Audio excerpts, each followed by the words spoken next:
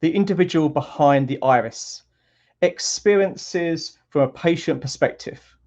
Hi, I'm Keith Spink. I'm 41. I've had aniridia all my life. I work full time developing digital resources for social care, and hence I'm always on computers. I want to paint a picture for you. I want to talk about my experience of having aniridia. I've had some negative experiences in my in eye consultations. I've had some positive experiences, and the point I want to make is really the differences are so subtle. But let me tell you a bit more about myself first.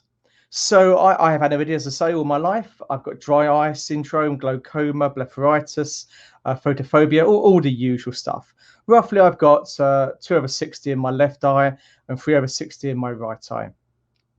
What I suppose makes me slightly unique is that both my parents also had aniridia. And my dad, he was visually impaired but lost his sight in his mid-30s, probably because of detached retina. But nevertheless, the fact he lost his sight has always kind of, worried me as I've entered my 30s. My mum had numerous eye operations, corneal grafts and cataract operations. And her view was, don't let them start messing with your eyes, because the moment they start, they'll never stop. I've had many anxieties over the years of attending eye appointments. It's always been a nerve-wracking situation for me. I've always worried about my eyesight. And on some occasions, I've even fainted in eye consultations. But as I've been growing up, because both my parents were visually impaired, I was always brought up with the motto of blindness is not a barrier to life. So I never wanted to be fully sighted. I never knew what it was like. I lived for the moment and enjoyed what I had. So my eyesight never really worried me. It was stable, and when I say stable, I actually mean it was getting worse on a year-by-year basis. But I could only really see that when I could do kind of comparisons, from the previous year. But it's only really in my mid-30s, or early to mid-30s, to start to really worry about my eyesight. And this brings me to some of my negative experiences. So I have been going through the usual kind of checkup routine, mainly through local hospitals, because I think the clinician's view was my eyesight was stable. Therefore, I would just go to checkups once every 6 months. My eye pressure would be checked, but I never felt I was being listened to. As I was saying, my eyesight's getting worse. They're going, no, it's the same. It's all fine. Go away, come back. So I never felt that if it was really being explained to me, they didn't seem to really even understand me or my eye condition. I felt they were managing my case rather than managing my patient outcomes. And a couple of examples of this, which were quite scary from my point of view, was once when I'd been going to these checkups, I got told all out of the blue, "Oh, your eye pressure's up. You've got to be on eye drops for the rest of your life." Just like that, no kind of it was that kind of start, black and white, no real build up to that. I was like, whoa, in front of headlights. I was completely didn't know what to think. Obviously, to you guys, that was simple, but to me, that was really scary. Another time was when I asked to be referred for a tinted contact lens to see if that could reduce the glare I was getting in my eyes. And I got referred to a contact lens specialist who wrote back to my consultant saying, his eyes, the driest eyes I've ever seen. We need to sort that out before we even consider a contact lens.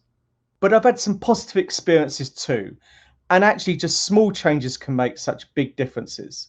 I think things really changed for me when I got to around 35 and VJ started to become my consultant at my local hospital.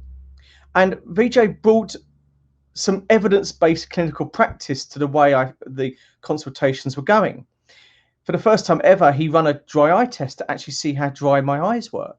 He actually tried to change my dry eye drops to see how things were going and to see if they could improve how I felt about the situation. We had open conversations about the pros and cons of doing cataract surgery and what would be challenging and what would be good. And I think the thing that really got me was when he said to me that, he could operate. He was, that was bread and butter. But actually, he felt there was a better surgeon consultant based on my specialist eye makeup. And that was a revelation. Somebody saying, I'm good, but there's somebody better. So I felt I was being listened to. I felt Vijay was helping me to understand. I felt he understood me and my eye condition, which was a revelation. And I felt he was managing my patient outcomes rather than my case. So getting cataract surgery, Vijay transferred me and referred me to Saj Ahmed at Moorfields. I found Saj also followed the core values of listening to me, explaining stuff to me, and focusing on my outcomes. But as we approached cataract surgery, and because of my background of being incredibly nervous of doing absolutely anything, I asked lots and lots of questions. And Saj did a brilliant job at trying to answer those. But there were some times where actually answers a patient gets, it's very hard for us to visualize and interpret them. So one of the things that worried me was around what intraocular lens was going to be installed. What was the focal point for that? How would that affect my vision? I'm very short-sighted. I use computers, but I need navigation. What would that be like? And we had long conversations about this. Now, post-operation clinically went well. Do I think I made the right decision about the intraocular lens? I don't know, but I'm really glad I had the choice and decision and had that conversation. I felt empowered. But I think it's one of the things that actually, when you come up to an operation, the patient, in my case, it's really, making that one-way decision. Should you do the cataract and therefore you should be able to see better? Or how does that, what's the issue with blurriness in terms of autofocus? Should you do it now? Should you do it later? When's the best time? That was always a very hard decision. And obviously there's no rights and wrongs. So my reflections, which I would ask you to take away and think about, is look beyond the iris. Look for the individual. We've all got reasons for the things that affect us and our thinking. Focus on your bedside manner and patient outcomes. Listen, discuss, explain. Focus on communications. Don't assume the person with aniridia, despite the fact I've had it all my life. Don't assume that I understand it all, because I certainly don't. So keep explaining it. Are you the best consultant for this situation at this time? There may be somebody better. It's sometimes not clear and transparent when people are referred on or not.